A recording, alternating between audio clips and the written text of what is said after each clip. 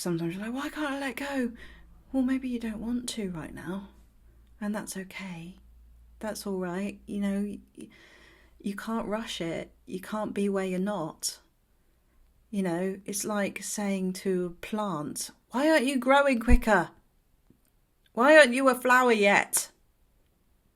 Well, sorry, but I have to go through the dirt and I have to do this painful big stretch out of here first. You know, we cannot move forward to be where we want to be until we have accepted where we are. And it's one of the hardest things to do.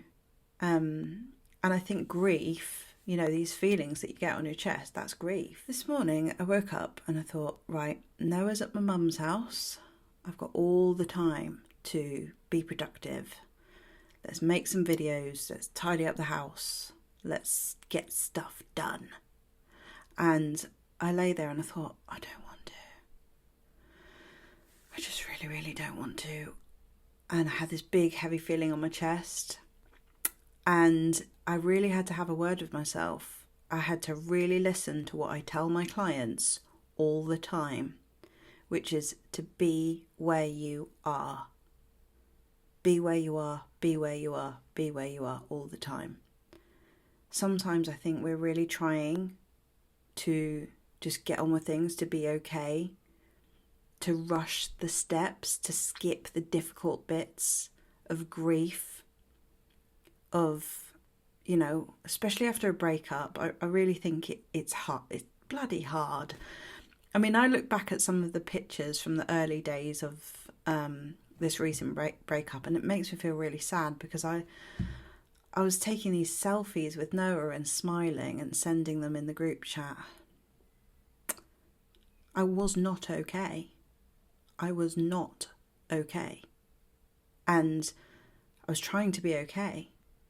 And I'm making this video because I know that you might do the thing that I tend to do, and I'm guilty of, which is try and get information, try and understand it, try and logic your way to healing, try and make sense of it. And you think that once I understand it, once it clicks, that this grief, this heavy feeling on my chest will pass. And it doesn't work like that.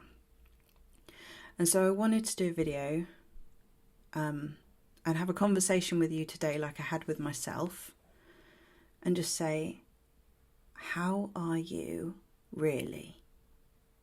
How are you really? Just slow down and just be with what is there.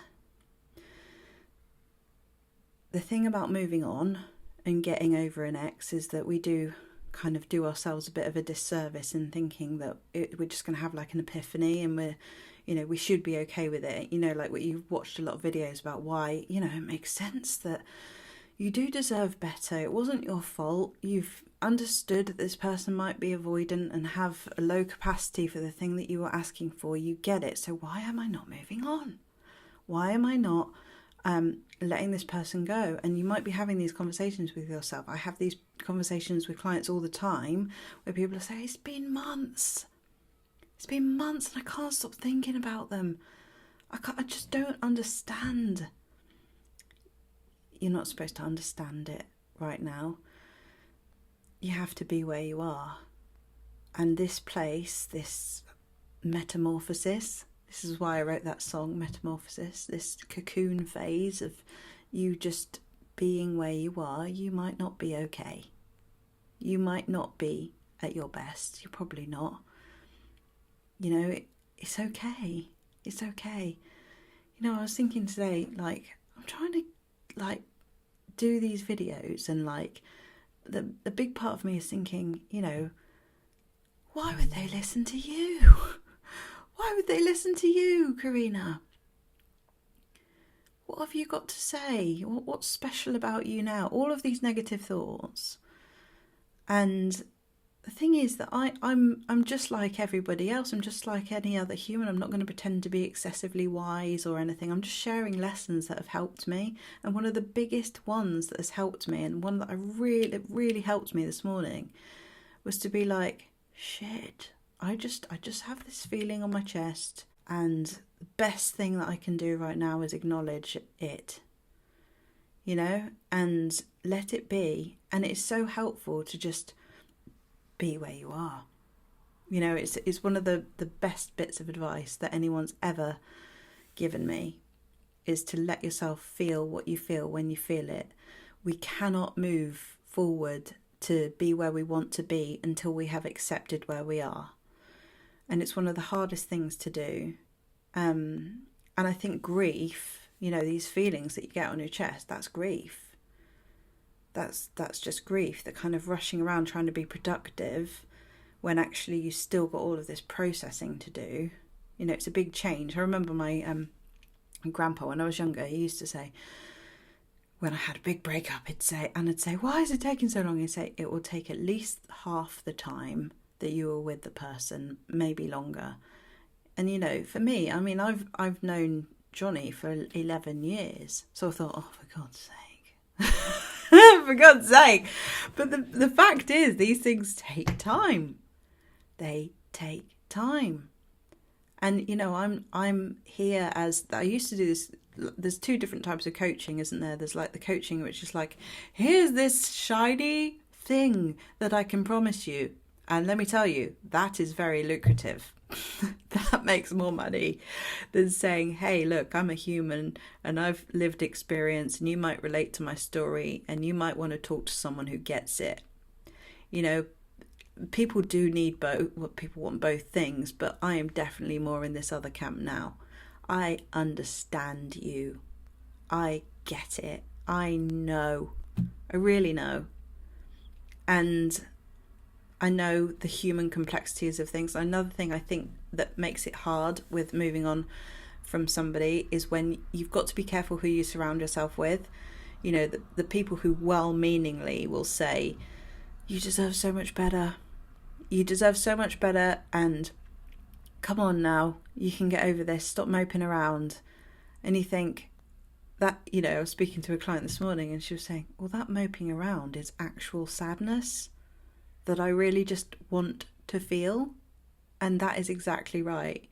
You're not moping around, you're not lazy, you're not stuck, you're just trying to process something very difficult. And when we're kind of not, and we're trying to figure it out, and we're watching all these videos and things, we're avoiding it. We're all a bit avoidant because it's a coping mechanism for dealing with difficult things. It's really, really difficult. And you just have to over and over and over again validate where you are right now and say, of course I feel like this. Of course I'm struggling. Of course this is hard. Of course I miss this person. Of course I want to contact them. It is so much harder to move on than to just go back. Because it's like smoking. Smoking, I've never smoked. I have occasional drunken nights out when I was younger.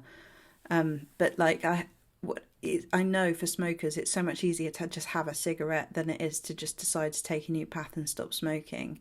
And it's the same with moving on from somebody. It would be so much easier to stay there, connected in some way to them in your mind.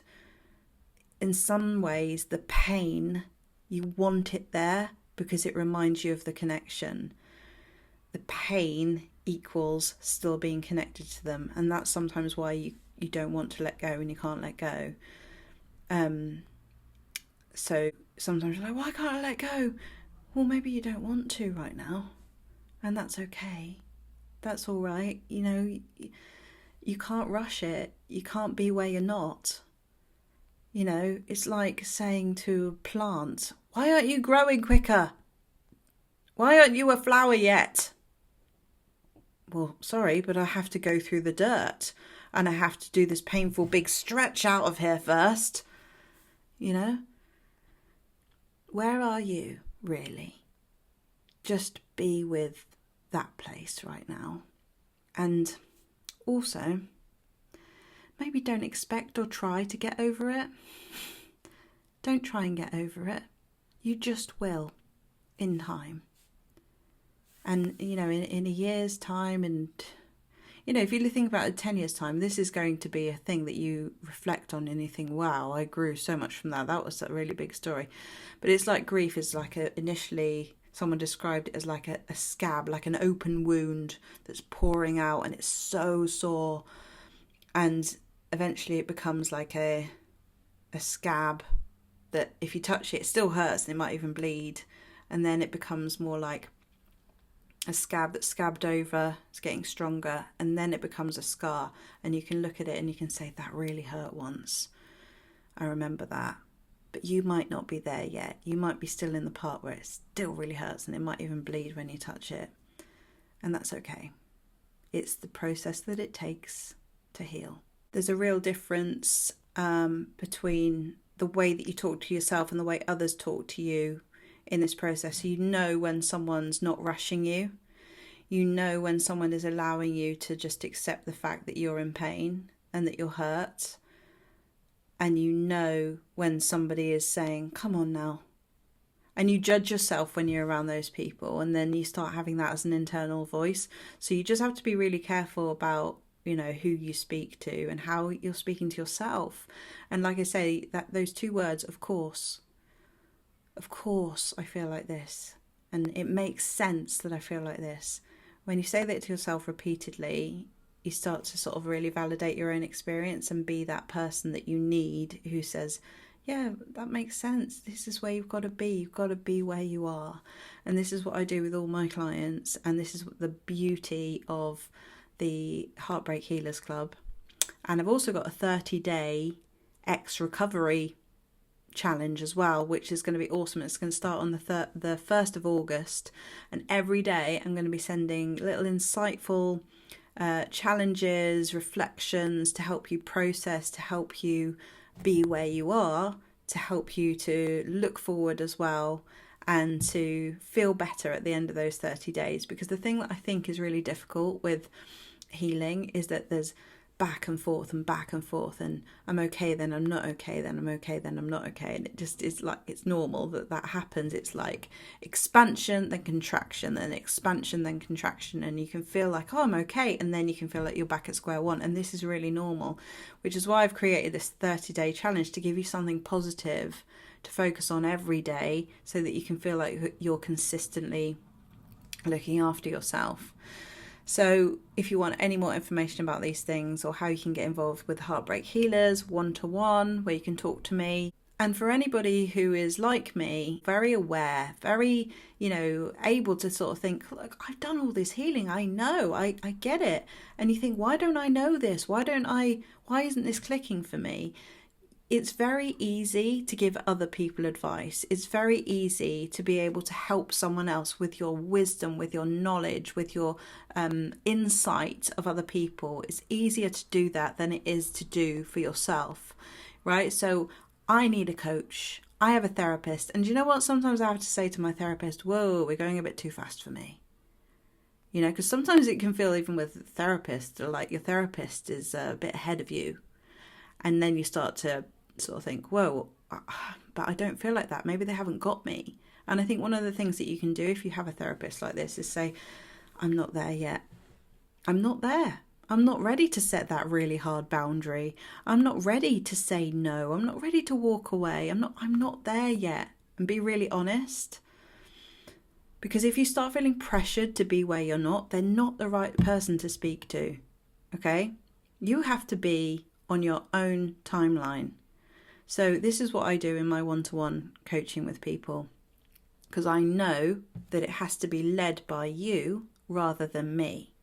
I don't know you better than you know you. I can help ask you questions. I can see things that you might not be able to see. I might be able to help you see blind spots and help you understand parts of you that maybe you hadn't seen before. But at the end of the day, your process is going to be your process in your time.